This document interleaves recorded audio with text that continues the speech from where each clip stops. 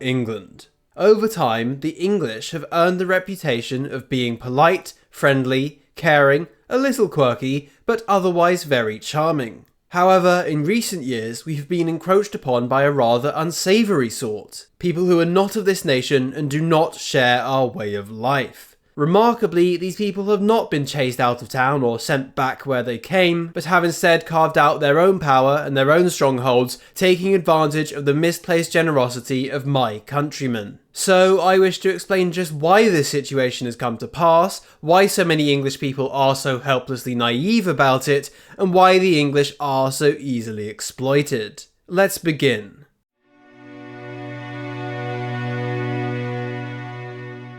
Though we have today been forced to get used to the idea of a multicultural, multiracial Britain being sold a pack of lies that diversity was always a part of our heritage, the reality is that back in the day, England was a very homogenous society. No matter where in England you lived, your family were fully English, your neighbours were English, your priest was English, the men you worked with were English, everyone was English. Now, whilst within the nation-states of England there have always been various regional identities with their various regional quirks, be they Brummies, Janners, Mancunians, Cockneys, Scousers, Geordies or Mackhams, the difference between such groups has always been relatively small. The English have always been remarkably alike, and our national struggles have almost always been against foreign nations, not with ourselves. But what has this meant for the development of our national character? Well, to understand the answer to that question, I shall first make the scale much smaller by imagining two families, the Taylors and the Smiths. The Taylors always support each other. If one tailor falls on hard times, the other tailors will step in to help. If a tailor needs a bit of work done, he will always find another tailor to do it, and if you mess with one tailor, you mess with them all. The Smiths, meanwhile, are rugged individualists. If one smith falls on hard times, it must surely have been his own fault, so he is not helped. If a smith needs a bit of work done, he hires whomever can do it cheapest, it saves him money this way, and if you mess with one smith, you mess with him alone. It shouldn't surprise you to find that, over time, the tailors do rather well, whilst the smiths do not. Supported by a strong network of kin, the tailors promote each other to the best positions, provide each other with the best resources and advice, and protect each other from outside challenges. The Smiths, however, do not enjoy these benefits, so they fall behind. One could say that, over time, it pays to be altruistic to your own. Indeed, there's even a genetic component to this, as outlined in Ed Dutton's book, Breeding the Human Herd. These benefits of altruism are as true of families as they are of nations. So, it has been in our best interest as a nation to be altruistic to our own. Now, I should clarify that the loyalty the English have felt to each other has not historically been a matter of national kinship per se. It would be a modern projection to think so. Instead, it was far more likely a matter of local support, with communities small enough such that everyone knew everyone. Still, the effect is the same. We are incentivized biologically to be altruistic to each other, as those communities that are altruistic are the ones that end up doing better. This is why we are as we are.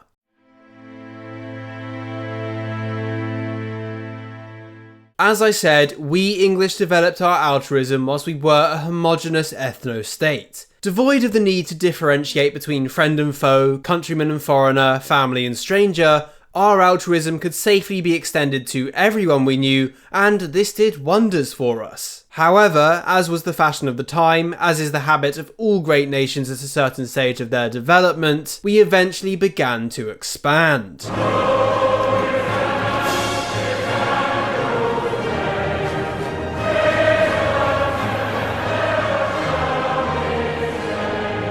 It was glorious. Ours was an empire upon which the sun never set. We had a territorial area equivalent to the surface of the moon. Our naval dominance made safe the lanes of commerce. We brought light to the dark continent, and we brought along a great industrial revolution and immense prosperity along with it. No other nation has ever achieved as much as the English, in union of course with the Scottish, Welsh and Irish. But now, with our great, glorious and incredibly vast empire, we came into contact with foreign peoples and brought them under our rule. Now, I'm not going to pretend to you that it was always peaceful and happy, as it clearly wasn't, but compared to any other empire at the time, or indeed any before or after, the English were incredibly benevolent to their non-English subjects. After all, one must be aware that it was in large part due to the universally applied altruism of the English that we abolished slavery, banned widow burning, and then fell into such absurdities as the white man's burden, the idea that we should sacrifice our own efforts to improve the lives of people to whom we have no blood relation. The British elite are their own kettle of fish, but the average English men and women were compassionate to their last. For a while, this altruism earned us a great international reputation, something we possess even now. And even though we were expending English efforts to uplift the lives of the non-English, at least we could afford to do so, and at least domestically, England was still our England.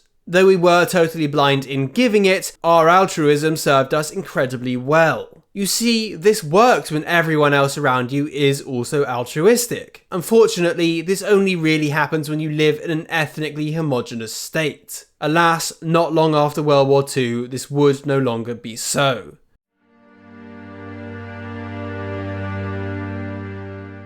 Throughout this video, I have spoken about how our altruism developed in the special case of an ethnically homogenous environment, the environment of England for many centuries. However, with the arrival of HMS Windrush marking the cultural turning point, this was no longer the case. As I detailed in my video about Britain's bleak demographic future, our great and glorious country is no longer exclusively our own, but has now been flooded by a tide of strangers. In this environment, a multi-ethnic, heterogeneous environment, the situation is starkly different. As I mentioned earlier with the analogy of the Taylors and the Smiths, the idea that those groups who are most tightly knit will do the best in the long run remains 100% true and is now more important than ever. Here, it's no longer the international competition between the English and the French with a wide channel to separate us, but the domestic competition between Englishman and Arab in the Englishman's own back garden. Likely due to their proximity with many other ethnic groups, the peoples beyond our shores, and especially beyond Western Europe, have not developed in our naively altruistic manner, but instead in a far more competitive manner. By and large, these people, second worlders and especially third worlders, cynically organise to benefit themselves to the detriment of those not themselves. Honestly, one ought not even blame these groups.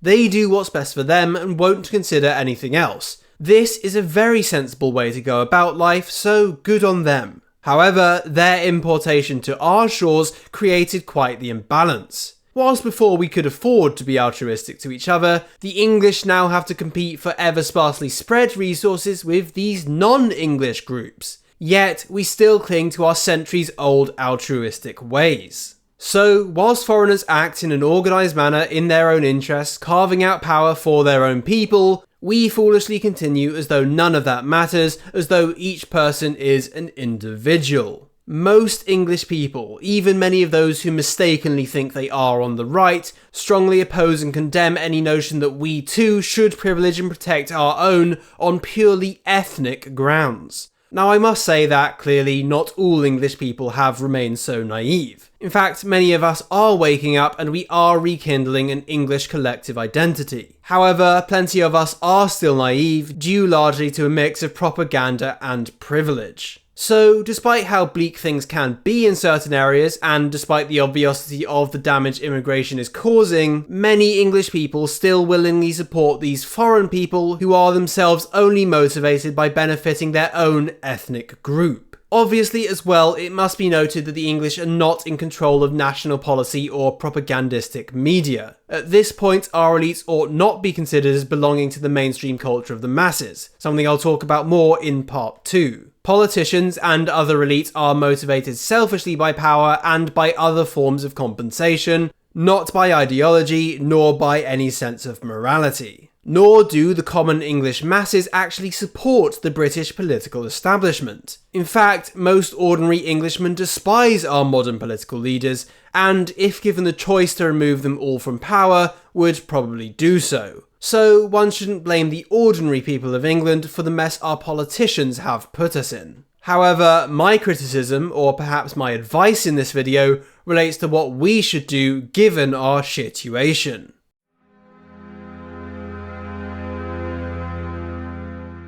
In theory, every person in this country, bar the king himself, is subject to the same laws. However, as we all know, plenty of foreign communities living in concentrated areas are effectively given privileges above the remit of the law in direct contravention of the law. But why? Well, because their communities have carved out a level of true power, act as a tightly knit collective, and promise to cause havoc whenever their interests are threatened. Alternatively, some groups have gone the other way, building up power and presence within the economy and official institutions. Such groups then utilise their power to shape policy in their favour and extract wealth from the otherwise ignorant masses. Again, however, I shan't condemn the motive here. Yes, the actual tactics through which all of this has been done disgust me, but the actual motive and effort to advance the interest and power of one's own group is indeed what everyone should be doing. Sure, their actions are quote-unquote unfair, according to the rules of the idealistic utopia of England we've gotten so used to over the centuries, but now that England has gone, and we need to put those expired rules and our hopeless multi-ethnic altruism behind us. Rather than shunning the in-group loyalty of Muslims, Sikhs, Africans, or anyone else, we need to foster in-group loyalty ourselves. Sure, according to our old rules, being ethnically conscious is a grave sin, but sod the old rules. We are a great nation of great people, forced to live among other people who do not like us, do not care for us, do not respect us, and will not adopt our way of life. If we want to protect all that is dear to us, all that our ancestors built, all that is rightfully ours, then we need to become a proper we. Englishmen alone are weak, but bound together we can be strong. This loyalty to national kin is the only reasonable way to resist the evil forces that rule us. And don't wait for anyone else to start this either. You watching this video should be the one to start this process now. In a world where every group is out for themselves, we are insane fools not to do so ourselves. It might very well be that we need to do this to save our England. Anyway, that does it for today. I do also have a part 2 planned for this, going over the differences between aristocratic rule and capitalist rule, and why we've been so impotent against the harms of the latter. So, if you're interested in that, then do please subscribe and put the bell notifications on. Also, I have a Discord linked below, so if you want video alerts there or just generally want to chat, then do please join. Beyond that, there are also channel memberships with exclusive content available from £2 a month. And if you enjoyed this video, then do please leave a like, though I thank you for watching all the same. Lastly, I've used this one before, but it is still the best, so remember that birds of a feather flock together. Cheerio.